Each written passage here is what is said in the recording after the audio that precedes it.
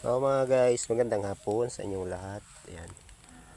Share ko lang sa inyo ang daanan dito pag panahon ng tag-ulan sa lugar namin dito sa bukid. So nung araw mga guys, yan. Kung makikita nyo yan mga guys, so napakalalim ng putik niyan. So ganyan mga guys ang daanan dito nung araw sa amin nung hindi pa na-develop yung ating kalsada. Ito mga guys, ano yan siya, bali ano na ng mga kalamansian yan. Uwi na yan siya pag naghahakot ng mga kalakal, ng mga kalamansi, ng palay. So ito yung dinadaanan. So kaya ganyan malakas masira yan mga guys, kasi ang dumadaan dyan ay kalabaw at saka yung traktora. So yun, isa sa pinakamalakas makasira ng daan mga guys ay yung traktora, kasi yung gulong no napakalaki. Pag nagbalik-balik dyan yung traktora, magpuputik siya, lalambot ng lalambot hanggang sa lalalim siya. So minsan yung putik niyan mga guys ay umaabot na sa lampas tuhod. Ganyan kahirap dyan mga guys dati. Papakita ko sa inyo yung improvement ngayon. So yan, ito yung ganyan katindi mga guys, yung pinagtisa namin ng ilang taon dito sa lugar namin.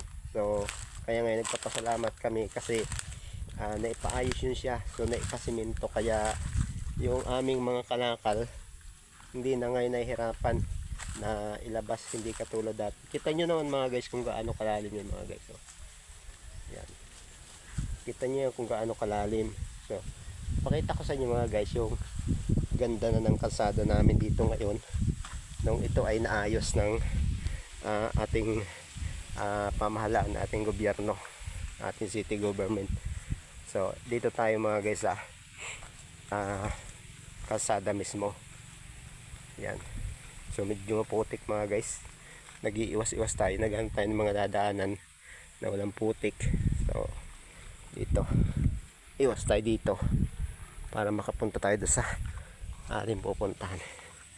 Ito mga guys. Yan.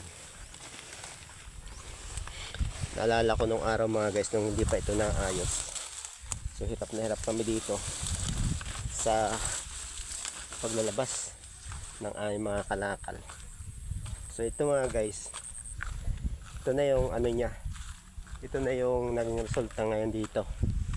Pero itong aming area na ito, so nung hindi pa ito naayos mga guys, hindi pa karsada. So yung pinakita ko sa inyo doon, yung lugar na yon, yan, ganyan po lahat ang daanan mula dito sa area na yan, mula sa area na yan papunta dun hanggang sa papunta ron. Malayo yan mga guys, nasa mga 500 meters po yan mga guys. Pero ngayon thankful po kami kasi ayan, okay na, napakaganda ng kalsada ngayon. So hindi na mahirap maglabas ng mga kalakal.